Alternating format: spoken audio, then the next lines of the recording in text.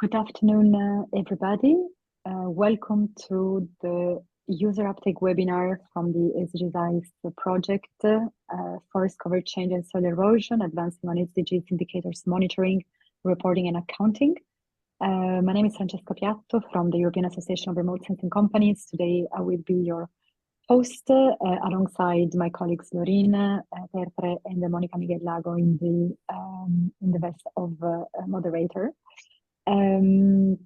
So today we are welcoming to this actual final user uptake webinar of this SDGs-EYES series. So we are very happy now to have you for this final event. And I will now show you a little bit the agenda of the day. So I would kindly ask you to rename yourself with your full name and organizations. I will ask you to stay mute while others people talking, in particular during the presentation. If you want to use the chat to ask questions, you are more than welcome to do so, as well as you're free to use your camera or not, as this is an event that is recorded. And of course, when we give you the floor to speak, please introduce yourself. And indeed, as you know, at the end of the webinars, there are always 2 breakout rooms of 20 minutes each. So it's good that you keep this in mind to choose one of the rooms that you chose at the registration form. In case you wish to change it or to switch it, you can tell us after without any problems. And we're also going to reply together to some Mentimeter questions. So we will display again the Mentimeter code, QR code.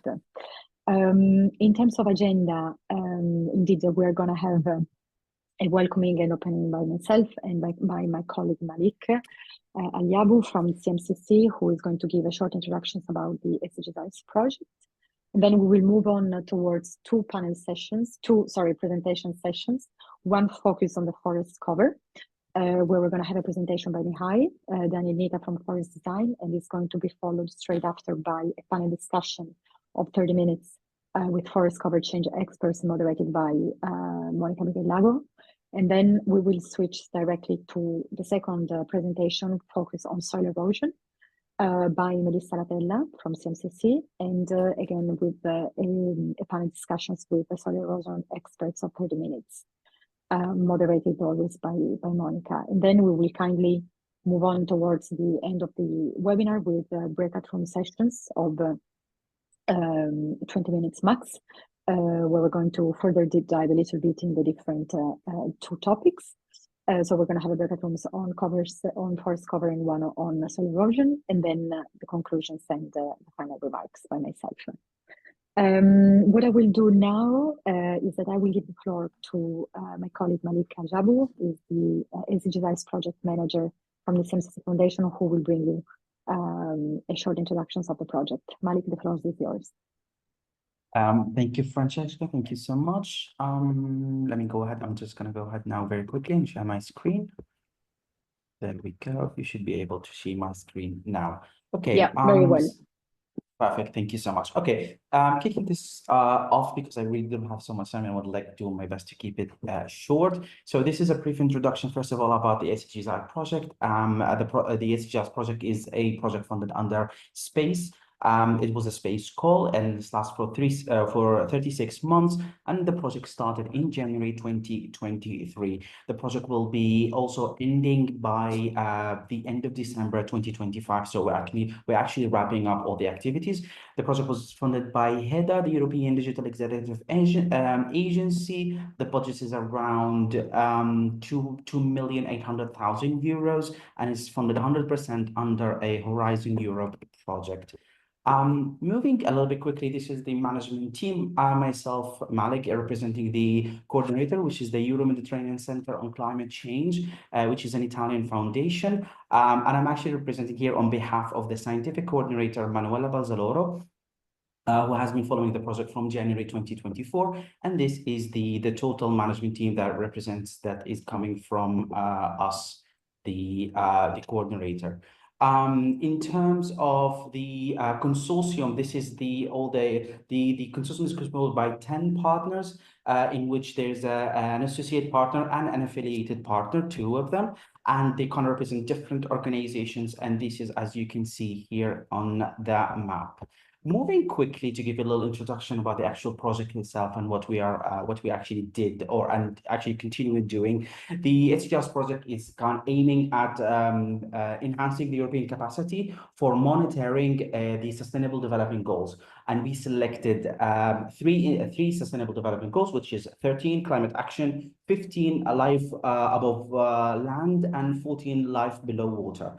Through the usage of EO and remote sensing, we are and through creating a portfolio of services based on Copernicus. What we're aiming at is to deliver a better, more robust and enhanced indicators that we actually selected, and we are actually representing in the next slide. There's going to be the different areas of that. So the novelty of our project is kind of mainly focused on the scientific and the technological framework. We are providing a platform in which you can actually visualize a better, more robust and enhanced indicator using EO and satellite data. And the idea is to provide a more accurate, better that kind of reports better the level of the type of data that normally an SDG indicator kind of tries to kind of showcase, based on also a big Copernicus data. So we're gathering different. The project is a co-design, is an agile, is really in which we brought users and stakeholders together with us in the building of the different services that we have, and we're demonstrating these services by the creation of 5 pilots that covers. We're testing the services using 5 pilots, and these 5 pilots are 5 areas as representing here on the map. The actual focus of today's webinar is for pilot 4, which is the one in forest cover and erosion, and is coming from the pilot area is Romania itself. So this is the total, a little small introduction about the project, and I leave the floor to my colleagues to dive in deeper on the continuing of the webinar. Thank you very much. Thank you very much, Malik, for these presentations. As you said, indeed, the area of today focus is Romania for both of the presentations and panels. I will still take 2 minutes of your time just to also give a sort of a context of this user uptake purpose of the webinar, but also of the overall user uptake webinar series that we have developed since January 2025. And actually, this indeed is the conclusive webinar. This user uptake component, it's really an important part of the project that's been developed since the beginning through the liaison and the user uptake community engagement, which is also very much connected to the co-design principle that Malik was presenting. This comes with an approach indeed that is not isolated. It really follows a co-design approach that was positioned indeed between in the middle of the project, really to align now with the user expectations. So we had a technical, let's say, users' expectations at the beginning of the project, mid-project, and now indeed we are more focusing now on the user expectations from this, and of course the co-design. It's a major component. This webinar also supports not just the uptake, but also what the exploitation is of this overall project, but also which of the solutions presented. So it's a very nice, it's a continuation of all this effort. And indeed, ERSC was in charge indeed of the user uptake and community engagement to really make this and community foster and thrive within this. So this is where the setting of today's webinar. We're going to engage with a community that is mostly composed by forest and soil erosion experts, but it is that indeed these communities are also those that we call the secondary or tertiary community of users that can make use of these new solutions related to SDGs. So with this in mind, I would just like to warm up a little bit our our community now, asking you to reply to some of the questions that I would like to have your eyes on. So if you can just go to the Mentimeter using your QR code. There are some questions that I would like to check with you. So let me know if this is working or not. So I'd like to know, where are you connecting from today and which organizations are you representing today?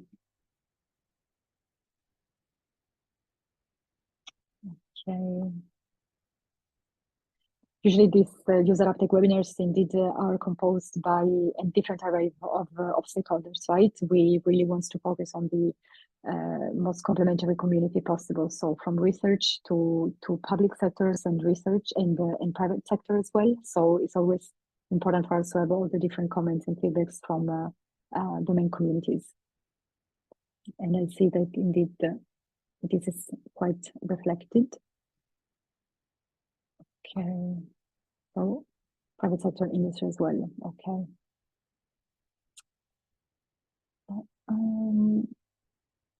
And where are you joining the webinar from?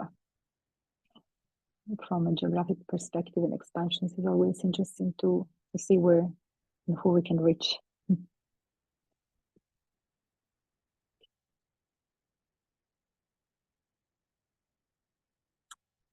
Really nice.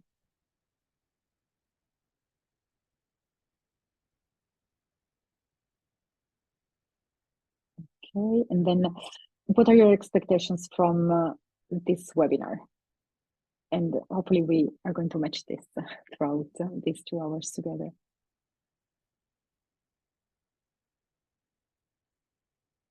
Okay, so the advancement, perfect. Okay, I think this is the one that comes out the most. Followed by, oh, okay, we also get insights about Earth observations. Okay. Well, we will see then after the conclusions as well how this feels.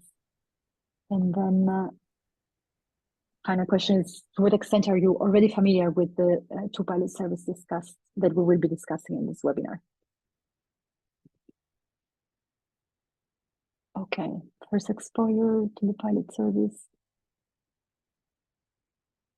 All right. So, okay, I can have somehow, because I will ask my panelists as well and my speakers to have this in mind in their presentations. Okay, but the majority is indeed not familiar in first exposure to this pilot services. Okay, and I think that this is indeed my final questions. So I will end here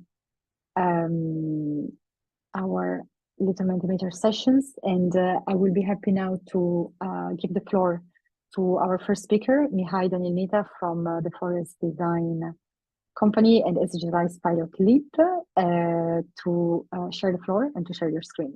Thank you.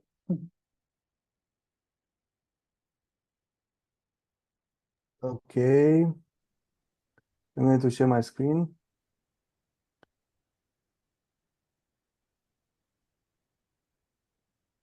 Yeah, we can see it. Perfect. Okay, so first of all, thank you all for attending this webinar in such a good number. And yeah, I'm going to present the service that we have developed. Before talking about the service itself, I want to tell you a few words about the pilot. So Malik was saying about the pilot 4 that is on the forest cover and erosion in Romania. The objectives were clear on leveraging the high resolution Earth observation and remote sensing data to support monitoring of different changes in the forest and estimate the magnitude of potential rainfall-induced soil erosion.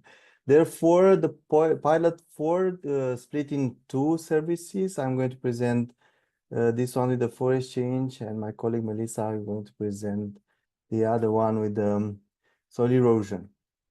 Now, first question is, how our forest change service is different from others? There are so many, yeah, it's a competitive word in this area. So we tried to build our service on these 3 pillars. On to be a simple user interface with more complex functions, because we have many options on that one, to be dynamic, to be open to different periods and areas, and to have a free access and code availability, and to receive the data easy in other systems. And staying on the why do we need a forest cover change? Well, of course, to fill gaps in forest monitoring. You know, the current monitoring system in Romania and many other places lacks of spatial detail or consistencies. You know, we have many information on the forest management plan in some areas, but from other perspectives, we don't know anything about it. So it is a limitation when we don't have this spatial explicit data. So that's why our service is important to provide this kind of geographic precise data, and this is based for supporting policies and decision, of course. And most of you who attend this webinar are in different position in taking decisions. In order to ask the where, why Romania, and where exactly? Well, Romania, it's offering a unique testing ground area due to the high forest biodiversity, different topography, mixed natural and human-driven forest changes. So we are experiencing a lot of changes from different parts, either if they are tropic or natural.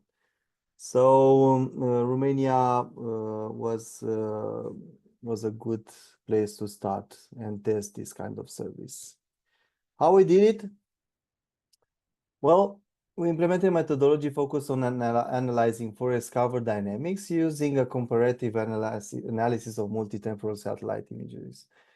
To be more simple on that, we were examining the forest cover changes between different periods, and therefore used Earth observation data to be in a standardized way, and to have a workflow that can be replicated. Therefore, our methodology was built to be consistent in order to be applied in different other places.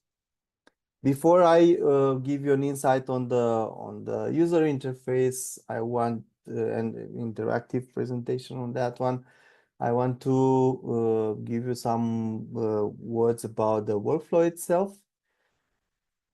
The workflow, it's based on a few steps. First of all, we initialize the image collections. Our service is based on the Copernicus Sentinel-2 data. It's an optical sensor. Once you select, once the user select the area that is interested in, or the point that is interested in, the workflow initialize the image collections that can be from one day or from a specific period of time. Our workflow focused on the specific period of time due to the clouds. The nasty clouds are always obscuring the view of the satellites to the forest. So the next step is actually applying the cloud mask and creating a composite image. And based on that, we are filtering by area and date the information that we need for the specific area. After that, we are creating a forest mask that you can see here in the image. It is a before forest mask and an after forest mask, in order to compare those two situations. Now we move further inside the area of interest. We are calculating the forest cover and the stats. If something happened from the pixels classified as forest in the first period, and the pixels classified as forest in the second period of time.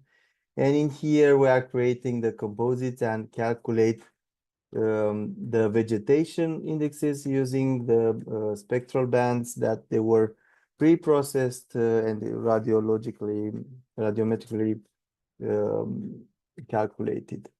We have in here the advanced vegetation index, which is for the forest period. The area is in Brasov. This is actually Tâmpa Mountain. And based on this one, we calculate the differences between the vegetation indices. Again, we are losing all the contamination of the clouds based on the data that they are provided from Copernicus. And what you can see here with the different colors, there are different layers of changes at vegetation index level. But well, this is not the end, because we are planning to the service, the workflow itself is taking the differences and is classifying based on the validation that we have done in the field in the Romanian forest, and we classify the changes between loss and gain. So actually this is a specific thing that we have developed based on forest design experience and the field data that we have in there. So there will be the delineation of the disturbed data, and we are building a histogram that is showing, okay, how much of the forest pixels they are changed, and how many of what is the percentage of loss or gain. On the scientific background, and this is actually the subject of a peer review paper that we are planning to submit. This is in progress. We cross-check our data with other information. First of all, we cross-checked it with the European Forest Disturbance Atlas that was built in the Forest Path project, and it is a pan-European disturbance map that is showing the disturbances, yearly disturbances and the agent, but it is until 2023. And of course, we took the ground data validation for the disturbances from the SUMA system to the Inspector of Păduri, which is showing the reports on the legal approved harvesting. So it was a very, very important tool. And this is another area that we think that our service can integrate really nice and easy into user uptake. Now, for the service demonstration, in this presentation, I'm going to show you only the user interface, and we are going to enter in deep when we are going to split up on our service. So now the interface, it's this link.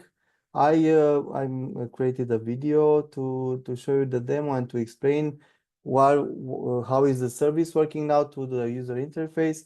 So it's as we said, we focus on simplicity.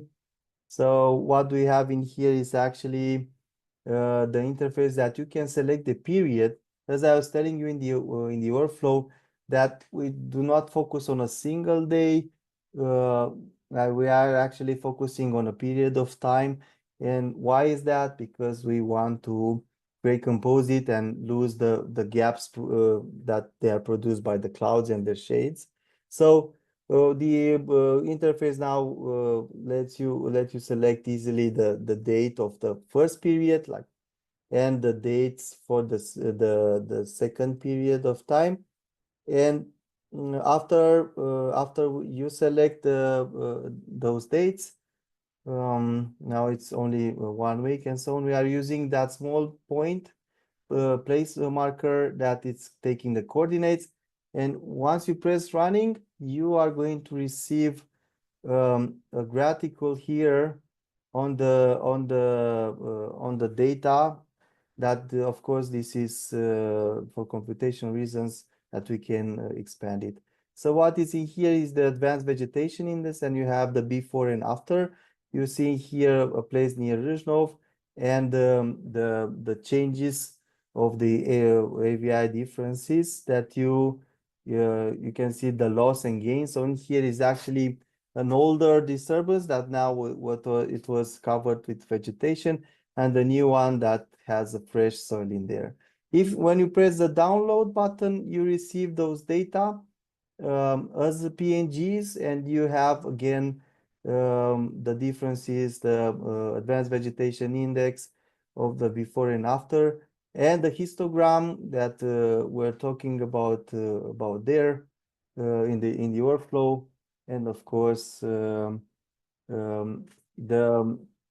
in here is the percentage. More than that, we have the classified map, so you can see in here what are the areas that they have other loss or gain classified on different low like low rate or higher rate.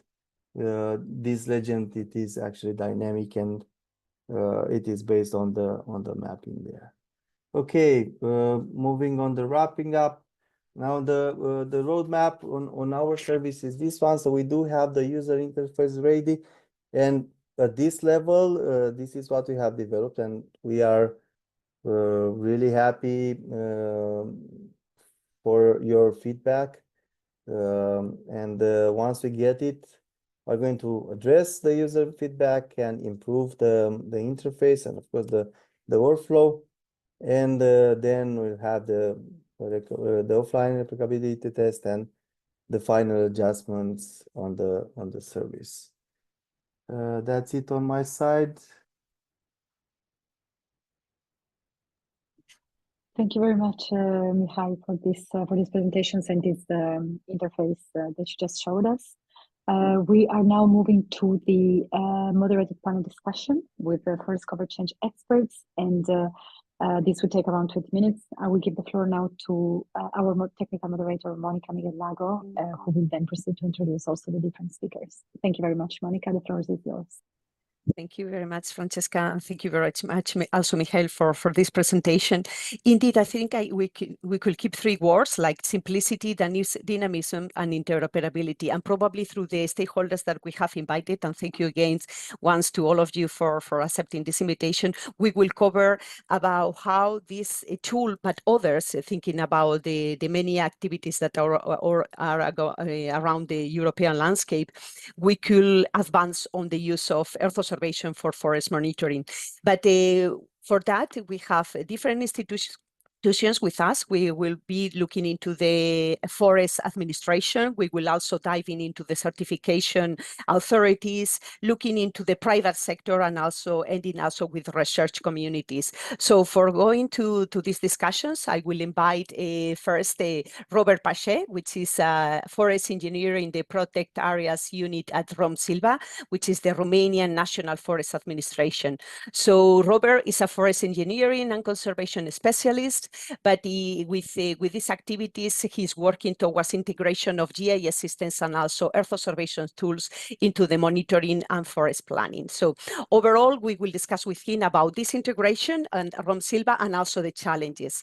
So maybe thank you, Robert. Maybe we could see you now on the screen more closely. Could you describe why how you are integrating this digitalization, but also not, I mean, digitalization is really overworld, but you told us that there is a new steps in RomSilva to advance with new technologies, being satellite derived data or overall Earth observation, one of those. So how are these embedded into the forest management practices in RomSilva, and which are the main challenges that you are addressing so far? Thank you very much. Very nice to be here with you all. Yes, within RomSilva, we started a long time ago using GIS techniques, and we have started to design the forest management plans using GIS techniques. So all the forest management plans that we have now are in GIS, but we still have a lot to do on somehow make them available in a WebGIS platform, to make it more easily to be used by our staff, because you need licenses, you need a capacity to do this, and also training. We have some challenges because we have insufficient internal technical capacity and expertise, but we are working with companies who provide GIS training, and hopefully we will improve step by step the use of the digitalized uh, tools and techniques. Okay, so thank you very much. So you are addressing now, keeping as a keyword in the capacity building internally into the organization, one of the challenges. So there are other organizations that are also maybe supporting, and let me try to bring on board Lucian. Lucian is the executive president of the program for endorsements forest certification, which maybe you are already collaborating, Robert, with him, or maybe other institutions. But let's see on this angle. So Lucian is the executive president, as I said, from the PSC Romania, with over more than close to 15 years of experience in forestry and certification. He's leading the sustainable forest management and all these certification systems focus on integrating EU technologies to enhance the transparency and compliance of EU regulations. We will maybe touch base later on the EUDR because it's one of the deforestation regulations that are being on the news nowadays. But let's bring it into the discussions about how your unit, being one of the leaderships in sustainable for forest certification and traceability, what impact do you think Earth observation tools overall, maybe this one SDGs-EYES, but others, as we say, there are multiple activities going on, could have on the credibility and efficiency of forest certification on the auditing processes that maybe you are dealing in your daily activities? So thank you, Lucian. Hello, everybody. Thank you for having me. Thank you, Monica, for the question. First of all, apologize for me talking from the car, but we are talking now about technology, but the internet decided to betray me today, so I had to leave the office. So about how this kind of Earth observation tools like SDGs can be used by certification. Of course, it has a potential to profoundly strengthen both of the credibility and the efficiency of the forest certification process and auditing, particularly in system like PFC, where of course traceability and the stakeholder trust is essential. In certification, credibility hinges on verifiability. And this kind of tools provide objective, timestamp, and spatially explicit data that serves as independent evidence for forest conditions and land use. Of course, we can have proof of deforestation, no deforestation. The historical data for the cover of forest can be used to verify the forest under certification have not been deforested in the past, like you said already, as asked by EUDR and other legislations. Of course, the public trust can be enhanced when you have these tools that the civil society can use and improves the transparency. Of course, about the audit process, it brings a lot of cost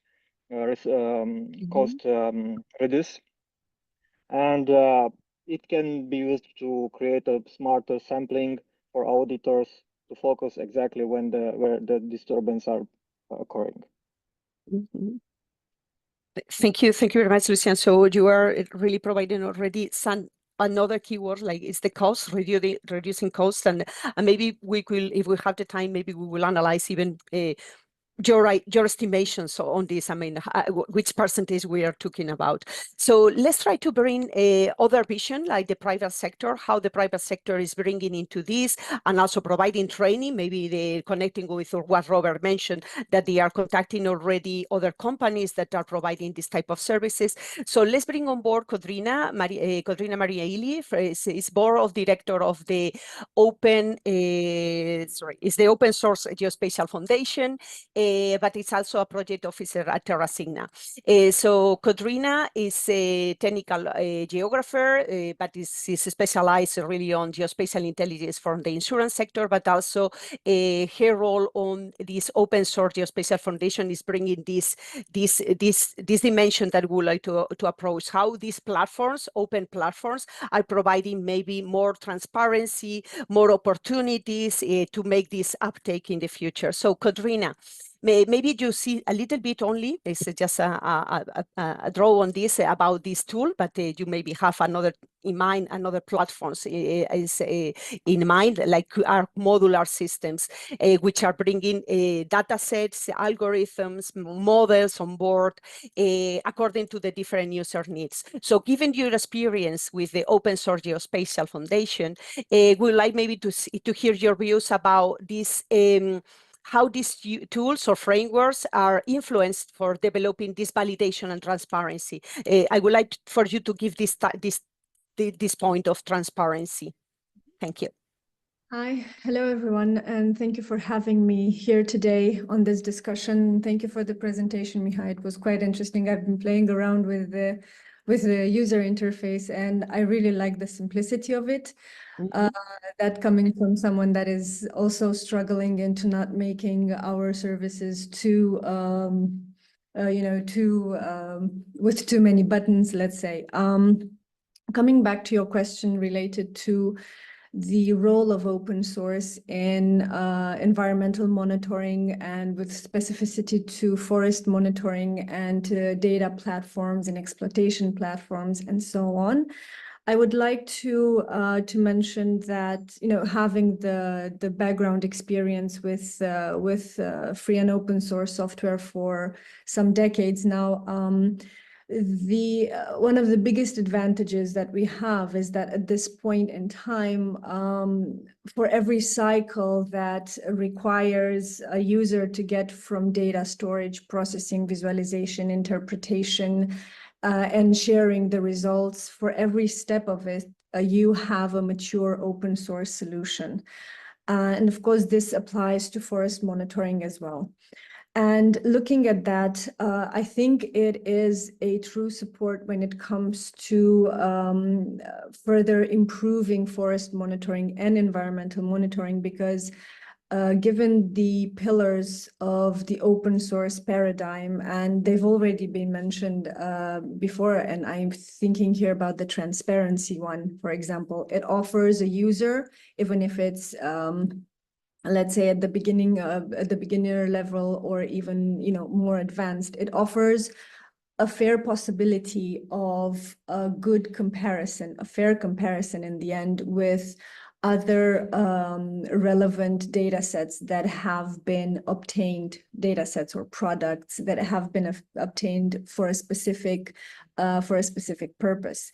If we're thinking about forest monitoring, this has been done using Earth observation data for some decades now. So a lot of improvements have been made in the last years, especially with the advancement of technology. And a lot of this technology is open source. And I think this is a very good, it's a very good direction, you know, to support the forestry community, because here we do have two, let's say, two different communities that we try to bridge constantly. It's like the computer science one and the forestry engineers one, if I can say so. And I think open source is a very good way in doing that. Yeah. Okay, thank you. Thank you. So we keep this fair comparison as a key word from your side at this stage. And also maybe now I would like to call Nico Constantin. He's working for the Romanian National Forestry Research Development Institute. So it will bring a little bit the dimension of the research, and probably it's also resonating to you, also the open source in the academic world and also the research world. But so before going to that, let me tell you a bit about you for the audience. So Nico is a senior researcher and director at the ICAS, which is this institute, the research institute, with expertise in forest hydrology and ecological restoration and climate resilience water seed management. Also, Nico will help us to bridge the gap, I will say, or the connection with the other soil erosion panel that we will have just after that. But in this occasion, I think Nico, you could tell us a little bit more about your experience about the co-design with users, also maybe connecting on what Rina mentioned about the trust and also the connections with the fair comparison of different models. But in your experience for research institutes, you really help to translate the forest cover change data sets into actionable insights for hydrological risk assessment. So what is your experience in this? How is this activity going on from the co-design activity with the users, but also maybe the challenges that you have already on board? So Nico, thank you. Thank you very much, Monica. Thank you, Mihai, for the presentation. Good presentation and comprehensive. Institute like my institution, like National Forest Research Institute, it's unique position at the intersection of science, research, and practical forest management, because we administrate more than 50,000 hectares of forest where we managing forest with the explicit goal of implementing research finding, and in my institution act as a living laboratory for testing the scaling EO basin style, and using forest cover change data derived from different tools, from SDGs tools. On Mihai present the tools of changing cover, changing the land use cover. ECAS can assess the forest disturbance and the vegetation loss in the watershed or the critical slope area that influence runoff, infiltration, and finally the sediment transport. Integrating the EO data into hydrological modeling framework to simulate different forest, different scenario, flash scenario, soil erosion, and water supply variability under different land scenario, climate scenario, socioeconomic scenario, design and monitor nature-based solution such as reforestation, a buffer zone, and adaptive silvicultural treatment, silvicultural management that reduce flood peak and enhance water retention capacity, and translate the special data operation recommendation for both forestry professional and local authority, adjusting forest road placement, limiting logging intensity, and in erosion prone area, and demonstrate the impact of management strategy by linking EO indicators to measurable hydrological outcomes like turbidity, flow regulation, peak discharge. But moreover, INCDC play a key role in policy advancing and capacity building by showcase real-world application of EO data in managed forested watershed. And this is not only to enhance climate resilience, but to be in line with the CDG, more specifically with the CDG 15, and targets relate to land degradation, neutrality, and water security. And in a sense, INCDC transform EO from the abstract map, visualization map, into field-tested, context-specific, and scalable practices that support flood prevention and watershed sustainability. This is from my point of view in relation to the tool. Yeah, oh, indeed. So I guess that simplifying the three words that maybe Michael mentioned is about simplicity again, dynamism, and interoperability. So Michael, you have been doing a very great job, because I think it's resonating in all the speakers already. But you mentioned this connection because you are from the state somehow institute, research institute. But let's go back to the forest administration, which is also from the state side. So Robert, I think also Nico mentioned about these connections with the users, and I think also from your side is really beyond even the forest cover.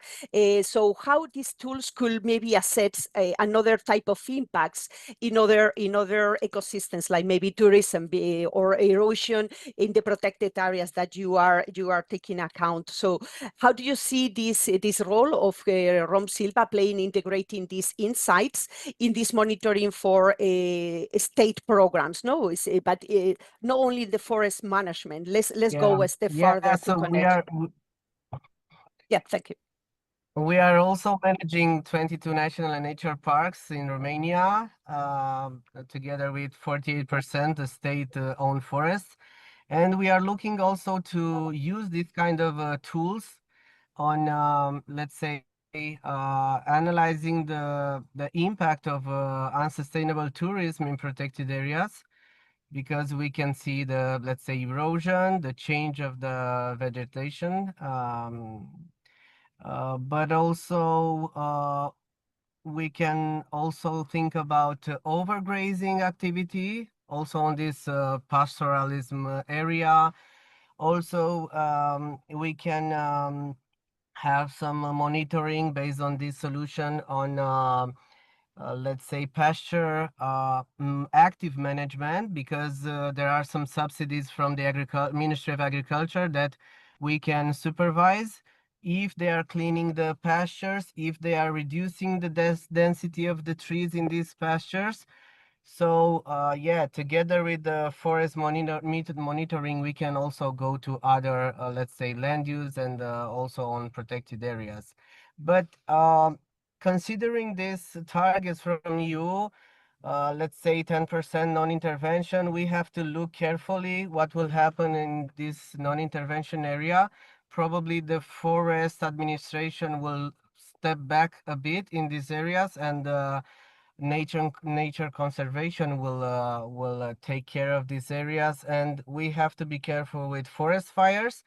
With these tools, we can assess the impact after the forest fires to see what area was, let's say, affected, and we can come up with some, let's say, I don't know, restoration or some active management measures.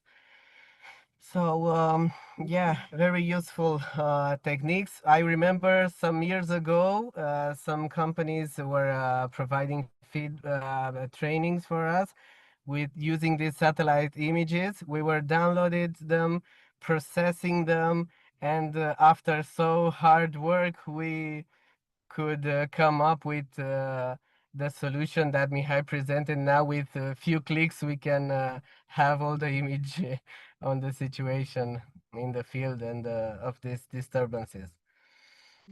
So I guess that then simplicity is again one of the things that is a couple of clicks and you have the information. You mentioned about also the interconnection even with policies. You mentioned about natural conservation, maybe connected to natural restoration law. There is also the EUDR that probably Rom Silva is taking a role as a forest administration. So all these policy activities also interacting with the, or how these technologies interacting with the policy itself, supporting them for the implementation. So it's great to see there is already a hook there. Let's try to go and dive a little bit with Lucian on this policy domain, and also looking into how there is assisting really on the compliance and enforcement for the deforestation-free regulation. It's a really a new that is on the news. I will say that yesterday even, I think there is still a lot of countries trying to push back this implementation of the regulation. So how is the case in Romania? How do you see this type of tools could support you if you are already integrating such a earth observation in your activities? So, but from the policy perspective, from the implementation perspective, how these tools will support you in this work? Yes, so it's very important to have this kind of tools, because already the Commission is very much pushing to using satellite imagery, so the companies can check also the legality, but also the deforestation-free origin of the wood that they are using.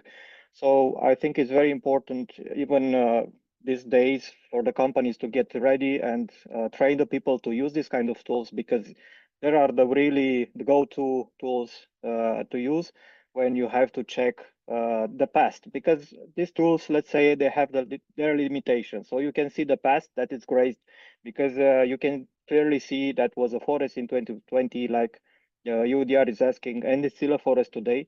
But then you can see what is today, but you cannot see what will be tomorrow. So I think it's very important that this kind of tools are developed, having in consideration the legality part. Like already we've seen in Mihai presentation that it can use SUMAL, for example, to compare the plots that are being harvested legally and actually are not deforested but clear cuts according to the management plans, and compare with the databases that the countries have or will develop to be able to say, is it a deforestation or is it not? Because if we don't do that, then we will only have some plots and we will not be sure that is a deforestation or a very legal clear cut according to management plan. So yeah, I think this is the main point. So thank you, Lucian. I think it's very interesting that I mean, as a community, will follow the path because about this implementation of this regulation, but others, and see also looking with the users like you are to see how best it will be implemented there. So also there is a specific role, as you said, from the EO providers here. And Terracina is one of those. So maybe Katrina, looking into this integration of EO technologies into the forest cover change detection, how do you address challenges like this one, the UDR, or maybe others like the illegal logging, land degradation, some of the keywords that have been already discussed from the company perspective? Also, there is this component of you as private company approaching the institution. So are you facing also challenges on that dimension? This is a very good question, and I really appreciate Lucian's answer from before, because it makes a lot of sense for the private sector as well, for the industry. And working with Terracina, so we are a company that we have extensive knowledge in Earth observation data processing and delivering geospatial services to different types of clients with respect to environmental monitoring. And that goes from forest monitoring, our topic today, to agriculture, to water quality, and now going into disaster management, and as a scientific partner for insurance companies. So you can see that we are quite we have quite an extensive, let's say, how do you say, like panoply of services that are based on Earth observation and data processing, geospatial data processing. What I want to emphasize here is that the actual processing of it and making this into delivering a service, this is not a trivial task, especially as we want to keep it as simple as efficient cloud native service. So this is one aspect. That being said, and here I circle back to what Lucian was saying, is that when it comes to any kind of environmental monitoring, and this, forest monitoring makes no exception. When it comes to the actual getting one from information to knowledge, you would need domain expert. In this specific case, you need forestry engineers to actually 3 minutes, yes, forest engineers to look at the information that you have extracted from Earth observation data, you as a industry that offers the service. And our job is to make this information as fast, as easy for the user to see and to obtain. And then they are the ones that are, let's say, fully interpreting what they're looking at. And the example with the illegal logging is perfect, because I can see from the satellite that there's no more forest in a specific area, but I have no competence in saying if that is an illegal activity that has happened there or it's not. That does not come from the industry that is processing the Earth observation data. That comes from the domain experts. Yeah. Indeed, thank you from us for the comment, and also for connecting with the previous discussions from Lucian. So let's close a little bit the loop with the research community and NICU, because you are, as you said in before, is the importance of the user involvement, also reiterated by Katrina, and also we have 2 users really in the panel.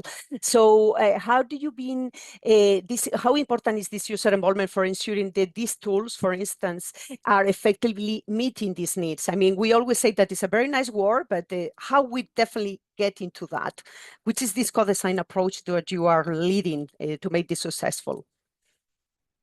Yes, the user involvement is critical to the success and relevance of different tools, correct? And in my experience, particularly through the multi-stakeholder approach or engagement, clearly showed that the co-design, the co-creation process that means the co-design, co-production, co-dissemination, co-evaluation are not just desirable, but is very necessary to capturing diverse real-world need from forest manager, water authority, policymaker, and civil society, tailoring outputs such as indicators or map of forest cover change so they are actionable for operational land and watershed management, bringing the science policy practice interface. Unfortunately, we still assist with the silo thinking across different sectors.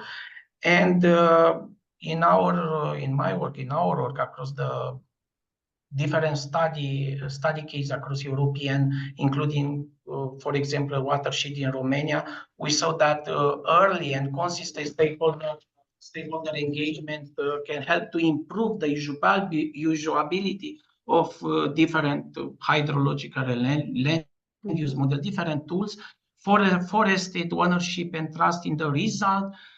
Help us to shape region specific tools like thematic soil erosion map or resource planning dashboard.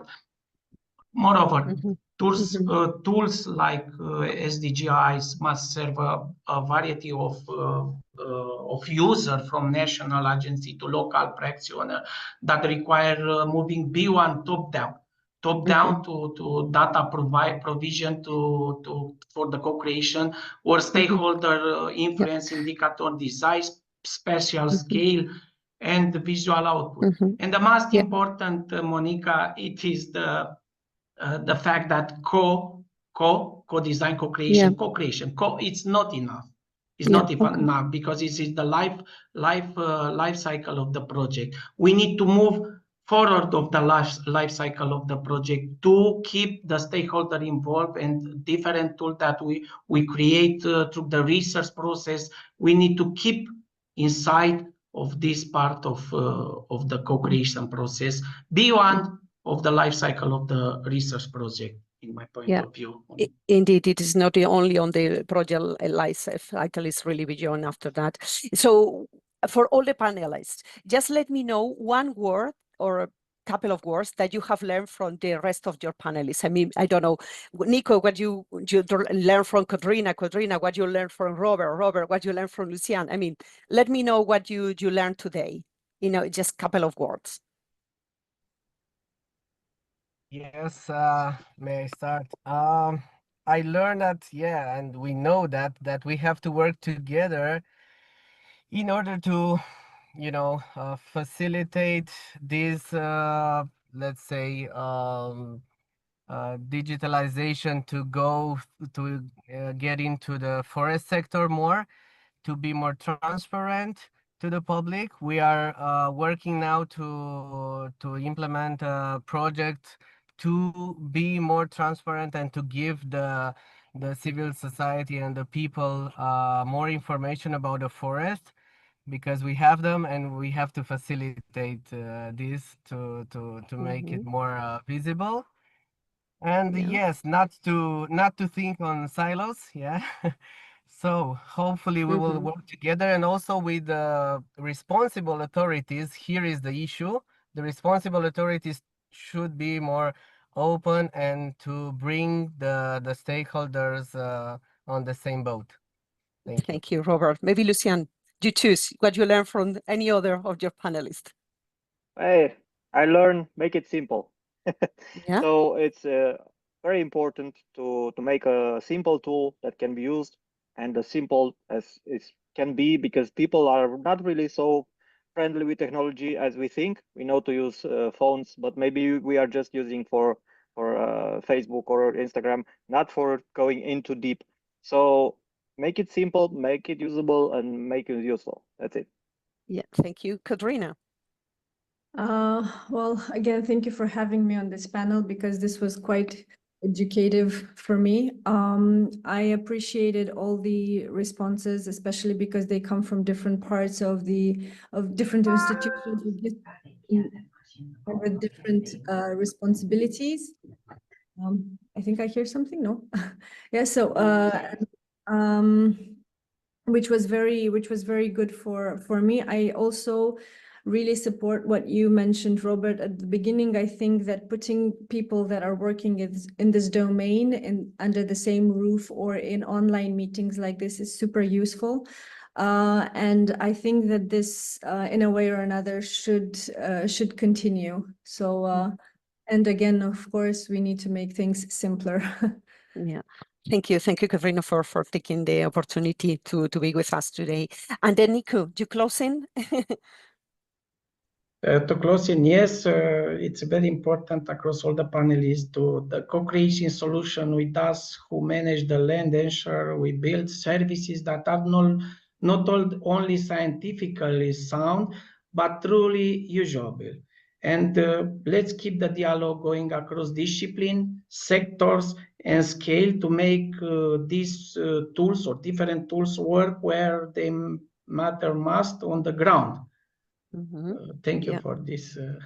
Thank you. Thank you very much to all of you. I think we keep these words, but let's go back what Mihai mentioned at the beginning: simplicity, dynamic interoperability, work together, and also co-creation that we are closing. We will summarize on that. So back to Francesca. Thank you very much again for your time.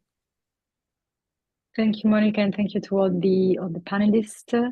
Very, very interesting. I would really like to invite you to continue, of course, staying with us. We're now moving towards the focus of soil erosion with Melissa Atella, who will be presenting her pilot. Melissa, the floor is yours. Thank you.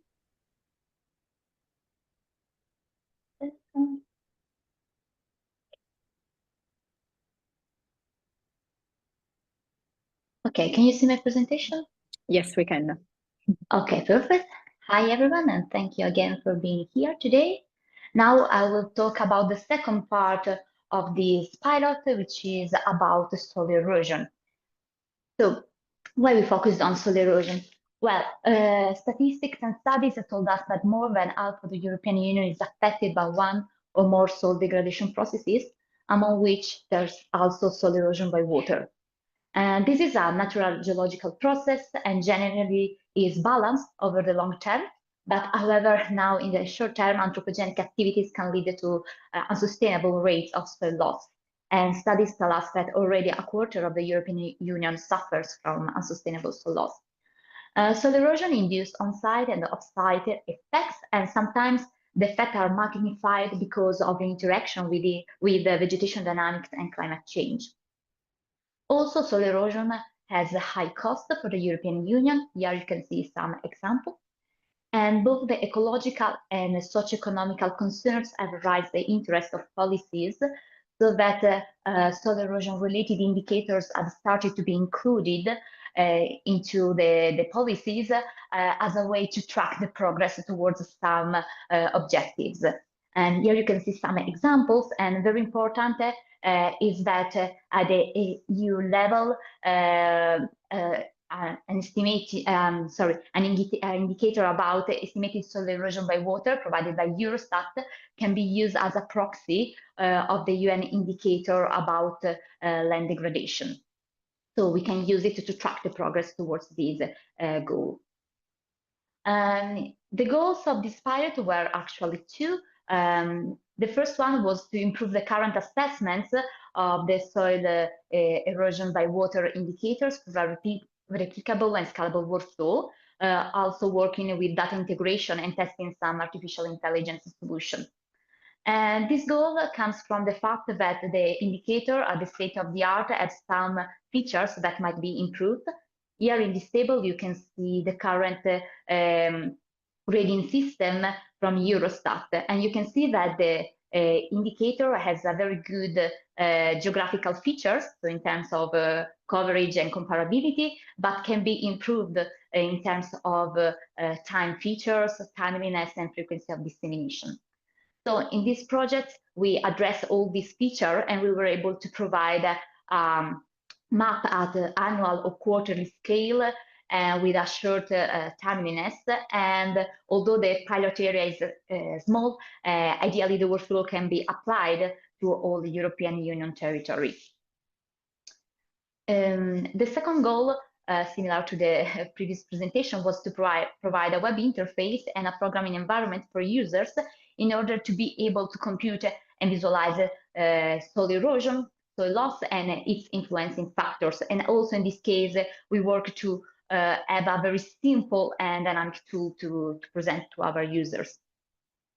As mentioned at the beginning of this webinar, we follow a co-design approach, so interaction with the users was crucial, and we started with the questionnaires at the beginning of the project.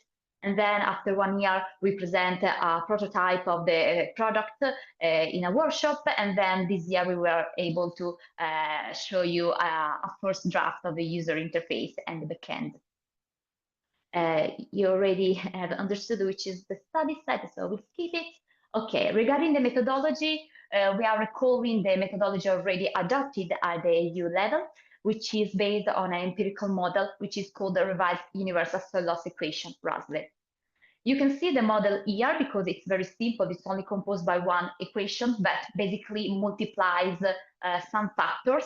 One of these related to the driving force of the erosion, which is rainfall erosivity, and other factors that are more related to the land response, so to the land susceptibility to erosion. And for each one of these factors, we perform a literature review and we interact with stakeholders in order to highlight the potential gaps and to find solutions. Okay, so starting from the first factor, the rainfall erosivity, actually the computation provided from the computational method provided by the literature is quite simple. It's a formula, but we found out some challenges in its computation because this formula requires sub-hourly precipitation measurements, while the stakeholders ask for spatially explicit computation over a large area. However, the available gridded data generally have an hourly or coarser time resolution. So for this project, we provided different solutions. The simple one was to quickly project the air factor from an existing data set, then used as a benchmark. And the second solution was to provide to implement an empirical methods to compute the air factor based on our data. And this method was validated by the pertinent literature, but however, its domain of application might not be ideal or completely generalizable as well. And the third solution, the most refined one, we can say, it's based on a data-driven neural network approach in order to disaggregate the gridded data. So basically, we create a neural network that is able to take the gridded our data set and to decompose it into a sub-hourly time series in order to be able to apply the literature formulation. Moving to the susceptibility factors, we worked also on the slope length and stiffness, which is called LS. And this factor describes the susceptibility of the soils in terms of its morphological features. And generally, its computation, it's composed by different steps and comprise a digital elevation model analysis. And for all of these steps, the literatures have provided different methods. However, the challenges in this case were related to the fact that there was not an open source code for the entire workflow. So we have different way to compute it, but not a real open access algorithm. And also the stakeholders asked to include some territorial features like transport infrastructure that actually had an impact on overall erosion. So as a solution, we provide this open access algorithm, and we also include a new module for accounting for this infrastructure. The third factor of the model was about the erodibility, so how textural and chemical properties of the soil are able to influence erosion. And also in this case, there was not an open source code for the workflow, although the workflow in this case is quite simple because it's based on empirical relationships. And also in this case, the stakeholders asked for something new. In particular, they asked for including some soil dynamics. So for instance, asked for including the behavior of the soil after wildfires. So in this case, for this project, we provide a basic solution, which is an open access algorithm based on the empirical relationships. And we planned to, as a follow-up of the project, to include some feedback from the forest cover indicator presented by Mihai, or also a reference to welfare data sets in order to include these dynamics and make this factor a little bit not static anymore and a little bit more dynamic. Finally, in the RUSLE model, there is also a factor called the C factor that represents the influence of land cover and vegetation and the management practice on the overall erosion. And this factor was particularly challenging because in the literature there are several methods for computing it. So we have to perform a review first and then select the method to implement in this project. And as a first choice, we decided to use some literature relationships that relate the C factor to the NDVI index, so to particular spectral features. And this was particularly useful because it allowed us to address the request by the stakeholders for narrowing to the subannual scale, because so far the C factor is generally provided at the annual scale that prevent to understand which period of the year is actually more critical in some areas. And in this figure, you can see indeed a comparison of the maps of the C factor provided at the annual scale, for instance, the first two panels, and the same C factor computed at the subannual scale, so a quarterly scale. And here you can see what happens winter, spring, summer, and fall. And you can see that the area of most critical, most high susceptibility to erosion changes dramatically. And finally, now we are also working on an artificial neural network method to refine a little bit this approach, not to be based on NDVI alone, but also to consider other spectral features. Finally, if you remember the formulation I showed before, there were 5 factors for the Erosion model, but in this project, the 5th factor was not included. This is why the factor describes the influence of some support practice to inhibit erosion, for instance, terraces or stone walls, but we don't have enough data to compute them, and also mainly because the satellite data we are using are too coarse. So to conclude, just a quick overview of the user interface we have produced, although I will provide some more details in the breakout session. And in the panel, the users can select if to visualize the soil loss for a specific time, or to visualize one of the factors I just talked about. And to conclude the roadmap of this project, actually we are moving towards the end, but we are still planning some works. In particular, today we will show a 4th version of the user interface, but the user interface will be refined and completed in the following couple of weeks. And then all the products will be validated. And finally, we will perform some optimization and parallelization computation before the end of the project. So that's all, and thank you for your attention. Thank you very much, Melissa. We will then move towards the second panel discussions that also Monica will be moderating. Monica, maybe just for a matter of time, indeed, just be aware that it's 3:15, so we will keep it. We can go a little bit more into the breakout rooms, but indeed, we will keep maybe the 25 minutes max. Yes, indeed. I think, yeah, we will be sure about the time. So thank you very much, Melissa, for the presentation. I think it's very well addressing now the panel of experts, because each of those will be somehow representing or connecting on what you have been presenting. So we will go from the views of the Joint Research Center from the European Commission, coming through the meteorological administration and also the research community. So without the delay, let's try to call Panos Panagos. He was already indicated in one of your literature. I think is one of the key experts on soil erosion in Europe. So Pano is project leader of the European Union Soil Observatory at the Joint Research Center. And I'm not going to stand really with your huge background, but definitely he's leading this activity. And also you are trying to connect the policy integration of soil erosion, but not only, also land degradation, soil health monitoring across Europe.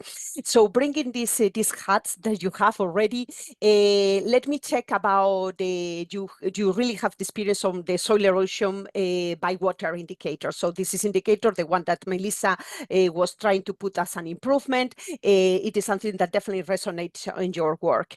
Closing, because GRC is also very close connected with Eurostat and even CAP assessments. So what gaps remain in terms of the national EU-wide reporting, but also what improvements do you feel that they will still have face for these indicators to progress into the 2030 agenda? So thank you, Panos, for joining us. Thank you very much. It's and accepting the invitation. It's a really interesting work that you presented. So I'm Panos, I'm working in the GRC, and we have a double hat. The double hat means that we are doing research, and we have done a lot of research at European scale on soil erosion, not only by water, but other processes as well. But also we are the ones who interact with the policymakers. I mean, we are the ones who propose to the policymakers which are the best indicators, how we can best address this problem, and what can be as well the mitigation measures. So having this experience, I worked for a long time, and as you mentioned before, our work is very relevant to the policymakers because the pan-European assessments allows to assess the impact of the policies, and one of the policies is the Common Agricultural Policy, which is 1/3 of the EU budget, and practically soil erosion was one of the indicators where we try to monitor the impact of this policy in the agriculture, in the practice, which means how much we can improve the soil quality by applying certain management practices. But it's not only this. I mean, it's not only the Common Agricultural Policy. We provide the indicator for the Eurostat, and you have mentioned before, your colleague mentioned very well these indicators, but also the soil erosion by water is also an indicator for SDGs, and we also inserted in as one of the mission objectives. The soil mission is a very important initiative in the EU, and we want to out of 8 objectives is to prevent and reduce soil erosion. Thank you. Thank you. Thank you. A brief overview of the current policy implications. Yes, indeed. We will come back to that, but let's bring now also the meteorological dimension. We're talking about how also could bring these rainfalls, for example, into this domain. And for that, we have Anisora Irimescu. It's a senior researcher at the National Meteorological Administration in Romania. So thank you, Anisora, for joining us. So you are a geographer as background, but also senior researcher that you have been already integrating satellite-derived data with meteorological data, but also not only also agriculture or climate risk indicators, and how with this scope that you have, how do you see about all these integrations, these new methods or models that are in your work are providing actionable information for a defined type of users in terms of maybe decision makers, farmers, maybe that, Panos was addressing the CAP and the Common Agricultural Policy, so it's a little bit connected to that direction.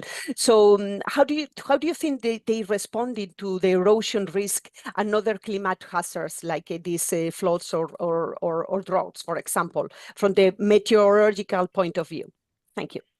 Thank you, everybody, for joining the meeting, and thank you the organizers for the invitation to be part of this panel. So here at Meteo, we try to integrate as many data as possible, especially for the weather forecasting. But here in our department, we also use the remote sensing data, especially high resolution data to monitor, especially the drought, as you mentioned, and the floods. And from our experience in flood monitoring is that as colleagues in the forest domain said before, it is very important to collaborate with experts from different domains. For example, for floods in 2006 along the Danube, it was a historical flood in Romania, and we had a lot of hectares flooded. And I have to say that the flood occurred in April, and in December, in those areas flooded, it was still water in December. And we try to analyze what happened in those areas. And it seems that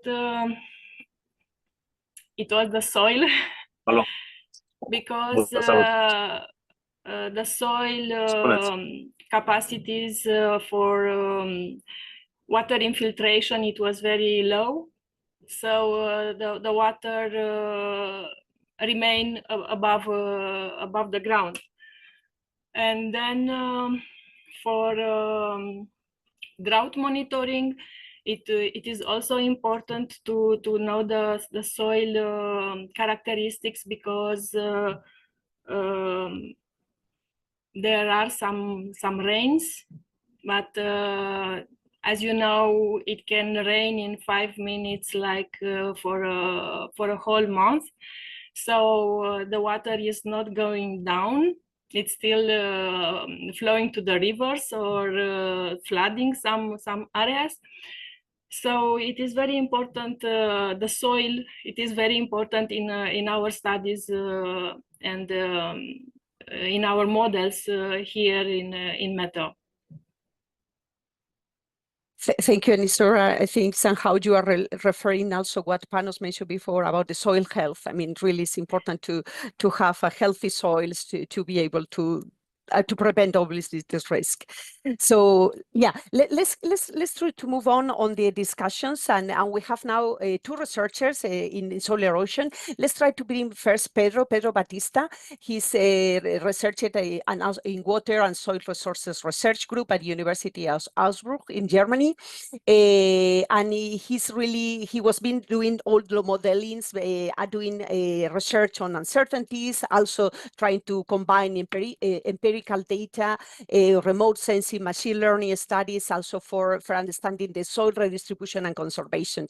So Pedro, for you will be questions about the models. You saw Melissa presenting a model. There are a lot of models around, but I think we discussed about the models, how you trust the models, the uncertainty of the models, because this is maybe something complex to be explained to the decision makers. So what is your experience on that? How these models is a little bit more on be transparent also for these models to be explained to the decision making. So let me know your views from this research. Okay, thank you, Monica, and yeah, thank you for having me here. Well, I think what we can do to make models more transparent to decision makers is to be more honest about the uncertainties that are involved in the modeling, and well, first we start by quantifying them, and then to be very explicit about the assumptions that are involved in this quantification. So some have suggested a type of sensitivity auditing where the modeler can leave kind of a trail where they note down their let's say subjective choices or assumptions that can be then traced back or audited, like a type of financial auditing by the end user. So I think that would be a great first step to make models more transparent and more useful to decision makers, so that it can be used also responsibly, because we ideally want models to inform policy and not policy to inform models. Okay, thank you for bringing this issue. Also, you connect again for this part from the users. The users wants to have trust on the models. Obviously, all the transparency that is behind this evolution, it is needed. Let's bring now in the conversation Francis. Francis is also a postdoctoral researcher at the Roma Trade University. He develops large-scale soil erosion models. Again, I think there's a lot of activities going around soil health, etc. So, but he's using EO and also geospatial data to assess land degradation across European agricultural landscapes. But Francis is also connecting quite a lot with the contribution of the implementation of EU soil monitoring law, which will bring us also back to Panos later on. So, Francis, from your perspective, I will go for the soil monitoring law, but also this framework getting the many initiatives on soil assessment and monitoring across Europe. So how does your research, we heard what Melissa was doing and others are doing, but your research particularly, how are you making these efforts to align and contribute to these broader frameworks in this policy domain? Thank you, Francis, for joining us. Okay, so no, firstly, thanks for having me. Well, I can say from my perspective, which is more, so I'm more involved directly in the research now. So we have, I think, quite an important period of research and innovation in which we need to create the methods using the data available to create the methods which go into indicator frameworks which are necessary for evaluating these, for example, the soil monitoring law, but also other environmental policies. Yeah, I think what's required is quite actually far-reaching. I could say from my own, for example, technical experience on what I'm working on is, I think in erosion you have quite a nice example because you have interactions between naturally occurring meteorological drivers, for example, and then you also have the human aspect, which is management and how farmers or land managers are managing the land, which determines the exposure. When we're thinking about erosion, we have to consider sometimes shifting baselines, which is one example is with rainfall erosivity. It can change through time. As climate change impacts, we get more intense rainfall. And we need to be able to account for these things. So as we develop our indicators, we need to know how rainfall is changing through time. So therefore, we can also understand the baseline risks. So that's, for example, one thing we've been working on. Another thing we worked on during my time at the JRC, which is also, I think, quite a nice example of how we can cross platforms and disciplines, is working to integrate rainfall erosivity, so meteorological assessments, into things like already existing platforms. So, for example, Copernicus has a European flood awareness system, and we've been working to integrate our rainfall erosivity assessments into their data infrastructure. So that's also, I think, another technical aspect which we can work on, is crossing platforms and trying to use existing data infrastructure to improve our assessments. And this feeds directly into these updatable indicator frameworks which we need in the future. Yeah, thank you, Francis. Maybe let me make the connection with Katrina, because he's also mentioned something about even crossing platforms, the harmonization. So even if we are discussing about forest or soil, it is really that these platforms should be interoperable to be able to connect exercises. So for panels, because I would like to connect a little bit with the work not on the platforms, but a little bit in other structures, like for instance, the EU or Soil Observatory. So leading the Soil Observatory, how this tool is supporting to coordinate all these efforts across the different tools, databases, and regions. Yeah, Francis mentioned there is many platforms and try to connect with for the European flood assessments, etc. So how the EU Soil Observatory is supporting these connections? Thank you very much. Just to recall that, okay, we provide assessments which, of course, have which have uncertainties and have communicated to decision makers, but it's a process of continuous improvement. So new products are coming, and you presented here. It was a nice forum here that you presented some of the products that are coming. And for example, 10 years ago, we had the F-cover remote sensing data, but now we have much better data on crop layers. The high resolution layers coming from Copernicus are very high, very good products at 10 meters on crop systems. We have remote sensing data on management practices. We try to integrate the rainfall erosivity European database with satellite data, as Francis said before. We may use remote sensing data for sediment distribution and sediment accounting and many others. So it's a continuous progress, and the EU Soil Observatory is here, has been established 4 years ago, and plays an important role because we have established a working group on soil erosion. We have 55 members. We have those 55 members, not all of them, but most of them collaborate with us in the European Commission. We produce on volunteer basis, we develop various products and assessments. We have continuous collaboration, scientific ones. So we listen to the science and we have exchanges with science. We are not just closing our offices. Of course, the EOSO has a mandate of long time, so it's a scientist trusted because the EU Soil Observatory is established by the European Commission. It will be there for a long time, and is responsible as well for monitoring of the monitoring components in the soil mission. Also is responsible for the providing assessments and input for the soil monitoring law. So EOSO is there to propose solutions, to listen to the research community, to identify gaps, and also propose new funding opportunities. I mean, we are the ones who have proposed the recent call on soil erosion. There was a call last year on the soil emission of 12 million euros, and we expect from this call to come something important. So therefore, there is a continuous integration and continuous interaction with the community.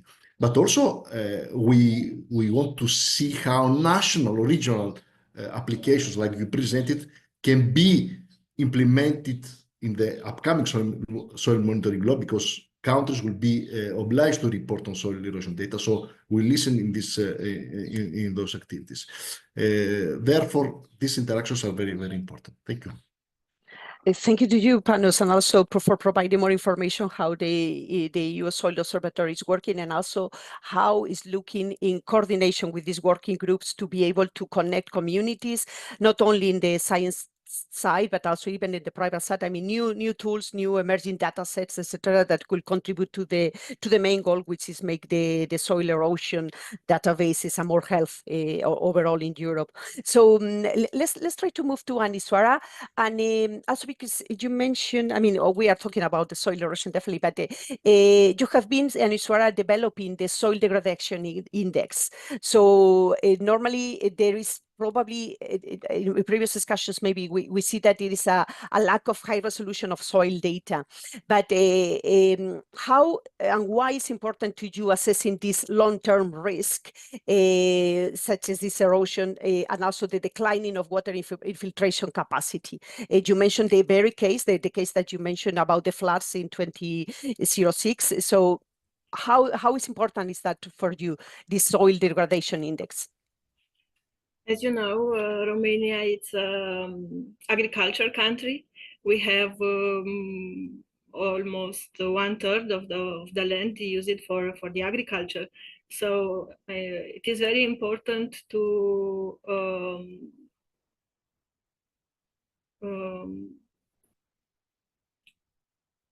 sorry. It is very important for us to, and for our decision makers to know which are the lands with low production, yield production. So it is very important to know the areas which are affected by soil degradation. And in this regard, we use it information from the satellite data, and we try to combine the soil moisture with the vegetation indexes, and also with the meteorological rainfall information. So. Okay, thank you, Aniswara. I think the perspectives, I think Panos mentioned the perspectives of the different countries and how the countries are working are also very important to see how at the pan-European level could be also replicated activities. So maybe the soil erosion that you are working could be one of the examples that could be foreseen also in this understanding. So Pedro, maybe go back to you, and also trying to see this dimension about strengths and limitations that you encounter when using EO data for soil erosion. Maybe that could be one of the questions, and also from your experience integrating that, which are the trade-offs that between resolution, timing, and coverage that you have been experienced from your research activities. So Pedro. Yeah.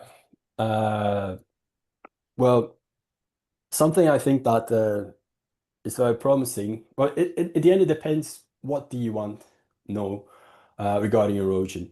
Of course, if you want to know rates of, let's say, soil distribution by water, this is more complicated. But I think often what we need to know, or what we want to know, is just where is erosion happening, how bad is it, how often, and when.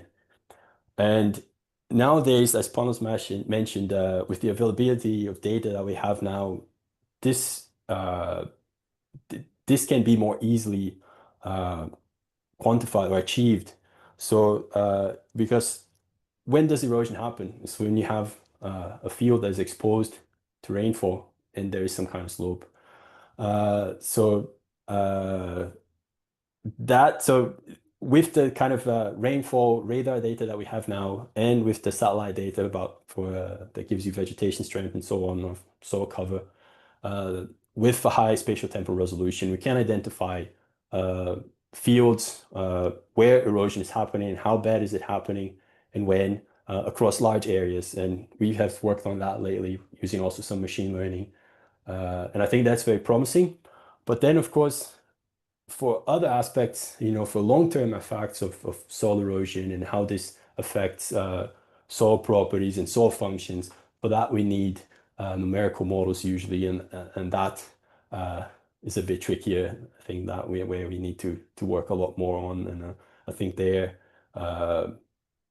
I'm not so sure about how much better observation data. I mean, Earth observation data will help us there, except maybe from very high resolution stuff that you can get from UAVs and so on. So there you can really measure soil distribution after an event. Yeah. So these are the types of data I think are more promising.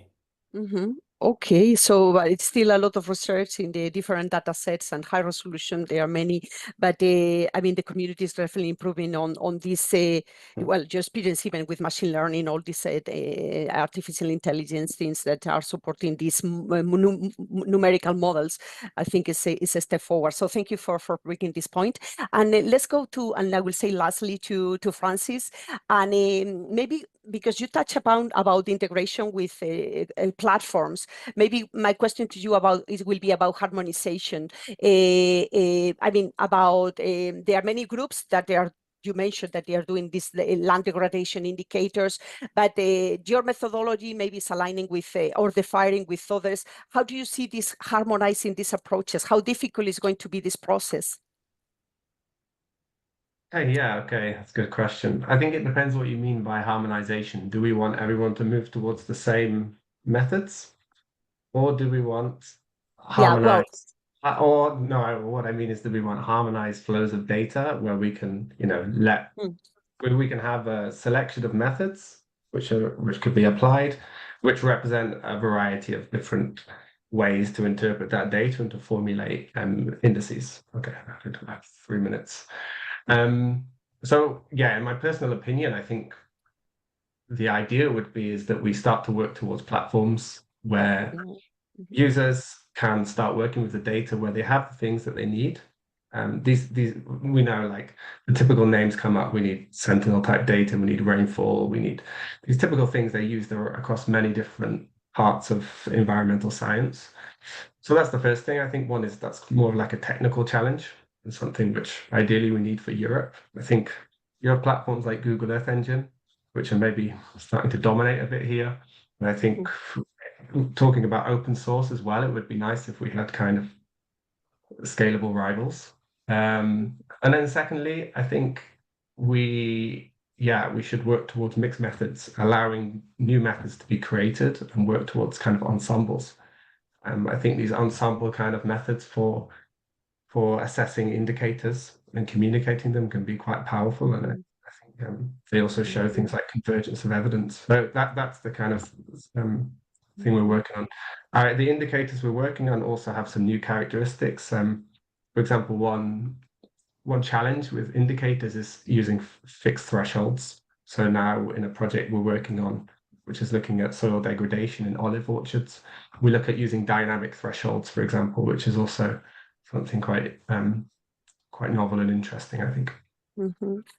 Yeah.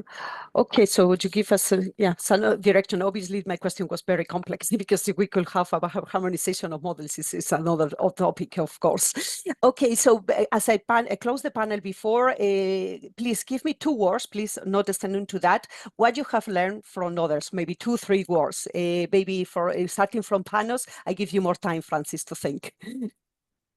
Of course,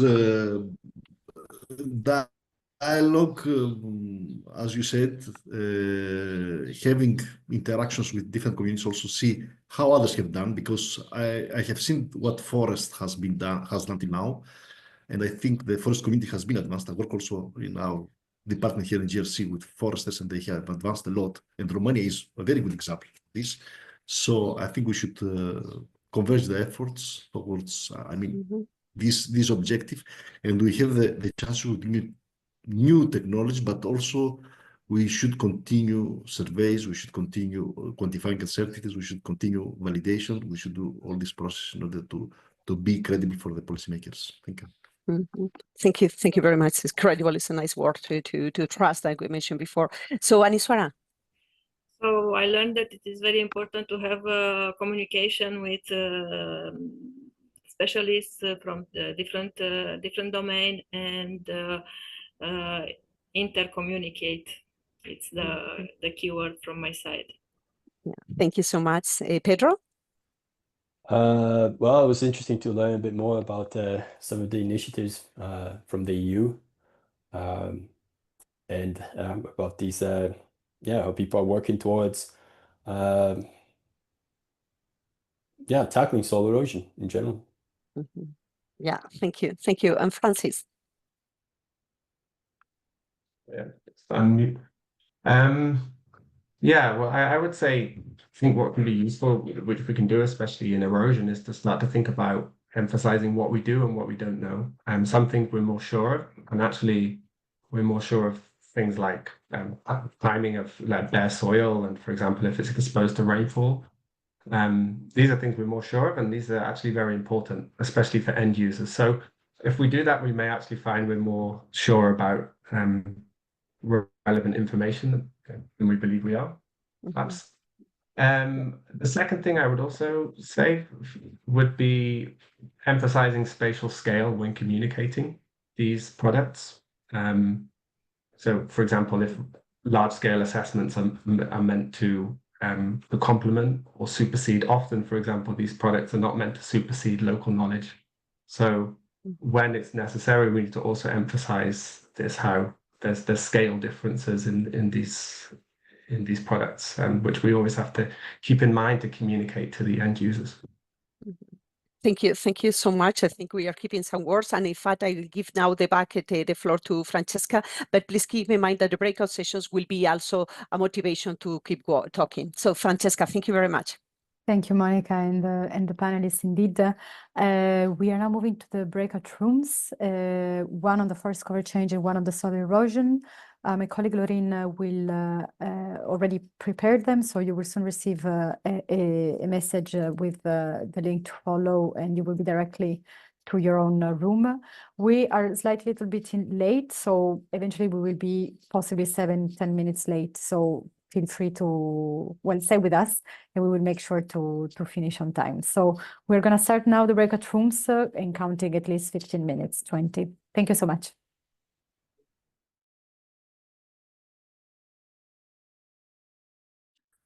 Thank you very much. So I will just ask maybe Mihai and Melissa, starting from Mihai, to give a very conclusive thoughts about this session and what was the main, let's say, keywords that came out from this.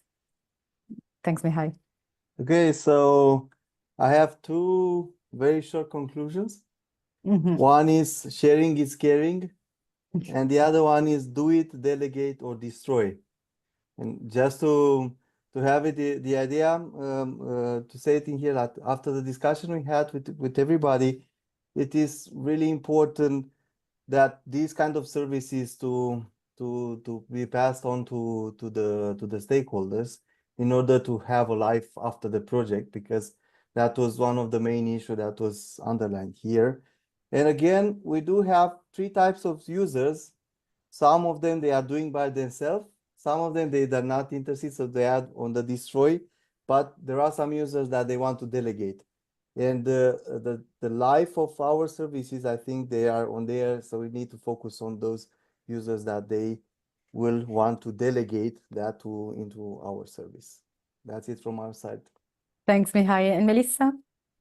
Okay, I'm a little bit more pragmatic than Mihai. So I think that the most important conclusion from the erosion side is the discussion about scalability and replicability.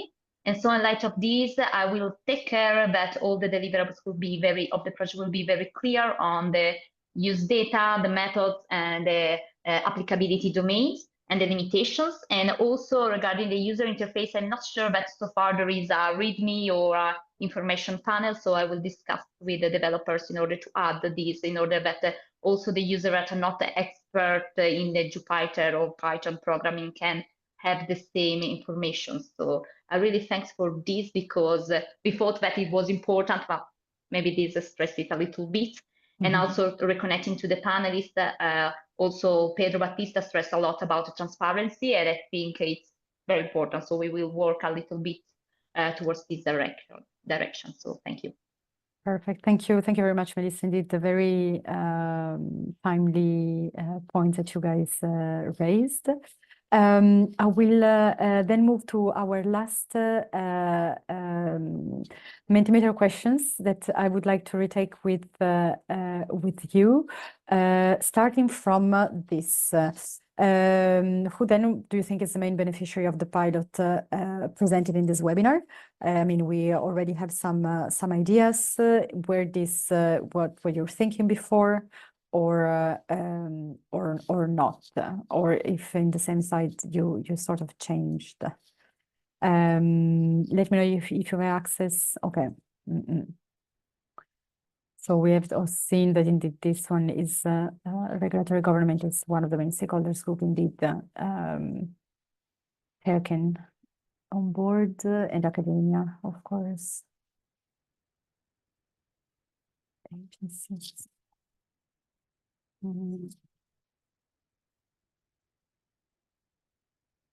Okay. Mihai and Melissa, do you recognize a little bit these patterns in terms of Yes. the beneficiaries, I guess? Yes, I have to say that in some projects we also discussed with the stakeholders from insurance sector, but Yeah. I understand that this is a very specific application. It's very so relevant I think, indeed, the erosion in this sector. Absolutely, for sure, Yeah. you can identify it as a beneficiary. Absolutely. Okay. But I see that the main one remains indeed the regulatory and governments and agencies. Yeah. Okay. So moving on, I would like to ask if this tool will be useful for your organizations. And this, it's as we were talking, it's really about the scalability, right, and the reusability of these services, updated to your own organizations and needs. And so this is good to know. Okay, and then indeed, what I would like to see now is that indeed some of you received tested already this platform, these services through some user guidelines that were shared with some of you. Would be interesting to be a validation users. Validation user means to test these services and provide feedbacks and understanding if this is something that it's useful indeed. Or not? How do you feel about the interface? If it works, if it doesn't, what would you update, for example? So I see many of you. Perfect. And will this then eventually become for you an exploitation perspective? Will you be interesting to be an exploitation users, meaning having some more in-depth discussions with our exploitation team as well on how to be involved into these pilots, into the services, eventually uptaking them and exploit them for your own needs. So we have different maybes. Okay, so it will be the role then of our exploitation team to support this to yes, that's good. Okay, and the final question is, as of now, have you seen any challenges in using the services spanning from the methodology itself, the tool, or the platform? So if you have any keywords that you wish to share with us again, it's the time to do it.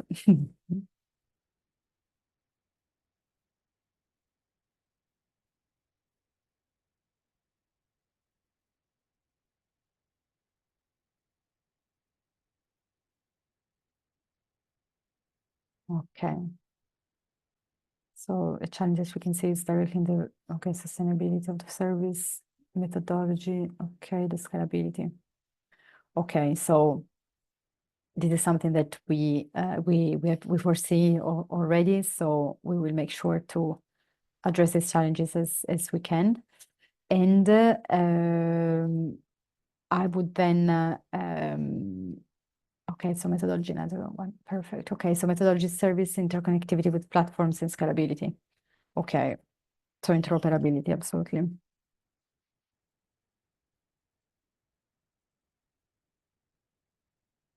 All right.